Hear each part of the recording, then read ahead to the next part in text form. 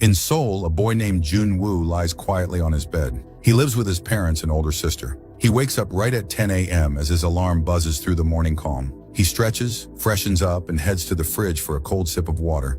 At that moment, his eyes fell on an envelope on the table. Inside it, his mother had left some money and a note. The note read, "We've gone out for some errands. Please go to the mart and buy some groceries." Jun-woo was in no rush to buy the groceries, so he started his computer, began playing a game, and started live streaming. After a while, some of his friends in the live stream told him to turn on the TV and watch the news. Jun-woo turned on the TV. The news was reporting that a mysterious virus had appeared in a place called Gangbuk-dong in Seoul. The virus was turning infected people into zombies, who were biting others and turning them into zombies as well. The virus was spreading rapidly from Gangbuk-dong to the entire city of Seoul, and from there to the rest of the country. At that moment, Jun-woo received a message on his phone from the Seoul Disaster Management. The message said that the virus was spreading rapidly across the country, leading to an emergency lockdown, and everyone was requested to stay indoors. Just then, Jun-woo heard people screaming outside. Curious, he went to his balcony to check. The scene outside was horrifying. Infected people were chasing and biting others. People were running in panic, screaming in terror. Seeing this, Jun-woo was terrified. At that moment, someone started banging on the door of Jun-woo's apartment. Slowly, Jun-woo opened the door to see who it was. Suddenly, a boy pushed his way inside Jun-woo's apartment. He was Jun-woo's neighbor. Jun-woo tried to force the boy out of his apartment, but the boy said, "When my brother came home from outside, he started biting everyone. I barely managed to save my life and came here." Despite this, Jun-woo insisted that he leave. When the boy wouldn't listen, he pleaded, "Please, let me use the bathroom just once and then I'll leave." Jun-woo reluctantly agreed. The boy went to the bathroom. Meanwhile, Jun-woo saw breaking news on the TV, stating that infected people seemed normal for a while after being bitten. But after some time, their behavior would turn aggressive. They would start screaming, blood would drip from their eyes, and they would turn into zombies, attacking and eating others. As soon as the boy came out of the bathroom, Jun-woo grabbed a knife and told him to leave immediately. But by then, the boy had already been infected. He attacked Jun-woo and tried to bite him. Fortunately, Jun-woo used all his strength to push the boy out of his apartment and quickly locked the door. He then moved a large fridge to barricade the door. After that, Jun-woo tried calling his parents, but the call wasn't connecting. Just then, he received a message from his mother. It said, "We are all safe, but we can't come home right now. Don't open the door for anyone. Stay safe and keep checking the TV for updates on the situation." Jun-woo also received a message from his father, which simply said, "Stay alive." The message motivates Jun-woo, and he writes "Stay alive" on a sticky note, attaching it to a framed photo of his family to keep his spirits up. Jun-woo had limited food, so he rationed it carefully, just enough for 8 or 9 days. Looking at this, Jun-woo thought, "If only I had listened to my mom and gone out to buy groceries, I wouldn't be in this situation now." The next morning, when Jun-woo woke up and checked his phone, he saw that people were posting photos on social media asking for help. Seeing this, Jun-woo wrote his address on a piece of paper, took a photo, and posted it on social media with the hashtag #StayAlive. Then he attached his phone to a drone and sent it outside in hopes of finding a signal. From the drone, he could see that every floor of the building was now full of infected people turned into zombies. As the drone flew higher, a signal appeared on the phone, but at that very moment, the drone's battery died. Jun-woo returned to his room and started playing games, but after a while, the internet connection went out. Disheartened, Jun-woo lay down to sleep. That night, he heard noises from outside. When he looked out, he saw a lady police officer being chased by zombies. The officer was firing her gun while trying to escape, but unfortunately, she ran out of bullets. As she reloaded her gun, zombies attacked and bit her. Her gun fell from her hands, and within moments, she too turned into a zombie. At the same time, Jun-woo noticed a zombie inside his apartment, hiding behind the fridge, ready to attack him. Jun-woo tried every possible way to stop the zombie but failed. In desperation, he pretended to jump off the balcony. The zombie chasing him fell down, while Jun-woo held onto the railing. After climbing back, Jun-woo saw that the zombie had knocked over the fridge, spilling all the food. Seeing this, he felt hopeless and went to bed hungry. By now, Jun-woo had been trapped in his apartment for 7 days. Hunger was gnawing at him. He took out a bottle of wine from his father's premium collection and began drinking while watching TV. The news reported that the virus only spread through blood. Infected people still retained their vision, smell, and hearing abilities. Moreover, whatever habits they had before becoming infected remained the same after infection. Suddenly, a commercial came on TV, which infuriated Jun-woo. He thought, even in such dire times, they're showing ads. One of the ads was for noodles, which reminded Jun-woo of the last packet of emergency food he had saved. After eating noodles for for the first time in days, Junwoo felt heavenly bliss. But then he realized that the water bottles had spilled and no water was coming from the taps. Desperate, Junwoo drank the spilled water from the table. Now it had been 10 days since Junwoo had been trapped in his home. He started recording a video message saying, "I'm out of food and water. I'd rather die of hunger than turn into a zombie by going outside. There's no signal on my phone to contact anyone." The TV keeps repeating the same news over and over. Just then, Junwoo remembered that his mom used to listen to the radio, which didn't require a signal, just a pair of earphones with a 3.5mm jack. He searched for earphones to listen to the radio, but only found wireless earbuds. Frustrated, Junwoo exclaimed, "Why does everything have to be wireless?" By the 15th day, Junwoo had finished all the drinks from his father's collection and tried to distract himself by dancing. Suddenly, he saw his parents and sister arriving home. Overjoyed, Junwoo ran to them, but moments later he realized it was all an illusion. Heartbroken, Junwoo sat down and cried. Later, his phone finally got a signal and he received a voice message from his mother. He tried to listen to the message, but the signal was weak. So Junwoo goes to the balcony, grabs the railing, and uses a selfie stick to lift his phone and listen to his mother's voice message. In the message, Junwoo's mother says, "We are at your father's office." But soon, zombies arrive there too. Junwoo hears his parents screaming, realizing they have also been attacked by zombies. This revelation shatters him. He breaks down crying, and in frustration, he starts smashing objects around his home. Then in a fit of rage, Junwoo opens the door, steps outside, and kills a zombie. He advances to kill another one, but notices a swarm of zombies heading straight toward him. Seeing this, he somehow manages to escape back into his apartment. Now Junwoo has been trapped inside his house for 20 days. One night, he sees the military dropping bombs in various areas to kill zombies. By this time, Junwoo has no food or water left. Feeling hopeless, he decides that instead of becoming a zombie's prey, it's better to end his own life. He prepares to hang himself.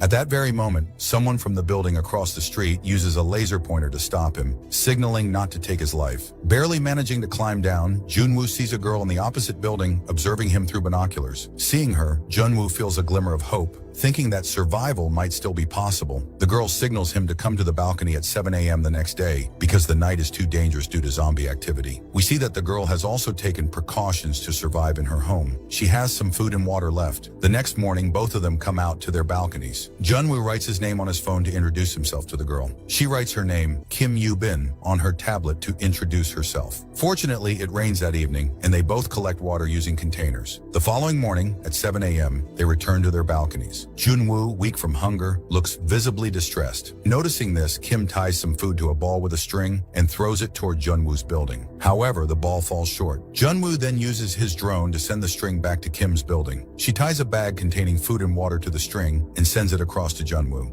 After many days, Junwoo finally gets to eat and feels incredibly happy. At that moment, he notices a zombie climbing up the string Kim had tied to the ball. The zombie tries to reach Kim's flat. Kim had tied the string to a table. When the zombie pulls on the string, the table gets dragged along and hits Kim, causing her to lose consciousness. To save Kim, Junwoo uses his drone to distract the zombie. However, the zombie grabs the drone and smashes it. The zombie manages to climb onto Kim's balcony, but fortunately, by then, Kim regains consciousness. Kim cuts off the zombie's hand, causing it to fall to its death. In the next scene, we see that Junwoo and Kim are running out of food and water again. Junwoo gathers his courage and decides to leave his apartment to search for supplies in the nearby building. The apartment belongs to a mountaineer, where Junwoo finds food, water, and even a walkie-talkie. He sends the supplies and walkie-talkie to Kim using the string, enabling them to communicate. Junwoo thanks Kim for saving him, to which Kim responds, "I didn't save you, you're the one who wanted to survive." As they continue talking, they share their stories and bond. Days pass, and they realize that zombies could break into their apartments at any time. They decide not to stay trapped and to make one last attempt to survive. Kim uses her binoculars and observes that the 8th floor of Junwoo's building is empty, with no zombies. They decide to go there and prepare to leave their apartments. Kim packs her belongings, grabs an axe, and uses a rope to climb down from her balcony. Kim starts moving forward, chopping down zombies with her axe. Junwoo is amazed by Kim's bravery. Kim also finds a female officer's gun. At the same time, zombies grab her and try to bite her. Fortunately, Junwoo arrives just in time. Together, they fight off the zombies and manage to reach the 8th floor. However, a few zombies have already reached the 8th floor and begin attacking them. Luckily, a man appears and saves them both, taking them into his apartment. Inside, the man offers them food and water, saying, "You can stay here until the rescue team arrives." Hearing that a rescue team is on the way, Junwoo and Kim feel overjoyed, believing they now have a chance to survive. But soon after, Junwoo loses consciousness, and Kim begins to feel dizzy. The man ties their hands and takes Kim into another room. In that room, the man's infected wife is tied up. The man loved his wife dearly and wanted to feed her, despite her being a zombie. To satiate his zombie wife's hunger, he had planned to make Kim her meal. The man locks Kim in the room with his zombie wife and unties the rope binding the zombie. The zombie immediately attacks Kim. Hearing Kim's screams from the room, Junwoo regains consciousness. He points a gun at the man and demands that he open the door. By this time, the noises from the room have stopped, and the man assumes Kim is dead. He opens the door, but Kim pushes the zombie toward him. The zombie bites the man, but he doesn't care. He's happy to have fed his wife. Left with no other option, Kim shoots both the man and his zombie wife. The sound of the gunshots attracts more zombies to the building. Seeing no way out, Junwoo and Kim feel hopeless. They consider ending their lives, and Kim hands the gun to Junwoo, asking him to shoot her first. Just then, they see helicopters flying outside, rescuing people. They decide to make one final attempt to survive and head to the roof. By now, many zombies have reached their building. Junwoo uses a bicycle to block the zombies and tells Kim to run to the rooftop. Kim hesitates but eventually goes, urging Junwoo to hurry. Junwoo fights off the zombies and runs to the rooftop, locking the door behind him. Unfortunately, there's no helicopter in sight. Feeling devastated, both sit down in despair. Junwoo starts shouting, "We're here! Help us!" The zombies break through the door and attack them. Junwoo shoots at the zombies, but soon he runs out of bullets. As the zombies close in, a military helicopter appears and starts shooting at the zombies. The soldiers rescue Junwoo and Kim, taking them aboard the helicopter. Later, it's revealed that the military found them because of Junwoo's hashtag post on social media.